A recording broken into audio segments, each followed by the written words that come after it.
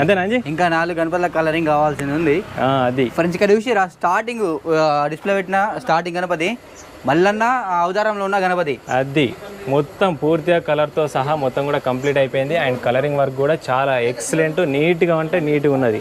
సింహాసనం పైన కూర్చున్న గణపతి, చేతిలో డమరకం కూడా ఇచ్చేసారు. డమరుకరం కూడా గణపతికి బొట్టు అట్రాక్షన్ గా పెట్టేసారు. చాలా ఎక్సలెంట్ ఉన్నది. పసుపు కలర్లో పెట్టడం జరిగింది. మల్లన్న అవతారంలో ఉన్న బొజ్జ గణపతి దాదాపు 8 ఫీట్ వరకు అయితే హైట్ అయితే ఉండొచ్చు. అండ్ రథం పైన బయలుదేరుతున్న బొజ్జ గణపతి. అండ్ మనకు అక్కడ చూసుకున్నట్టయితే బ్యాక్గ్రౌండ్లో నటరాజ స్వామి ఇంకా పూర్తిగా కలర్తో కంప్లీట్ కాలేదు. ఇక్కడ గణపతి వచ్చేసి దాదాపు 8 to 10 ఫీట్ హైట్ మధ్యలో అయితే ఉంటుంది.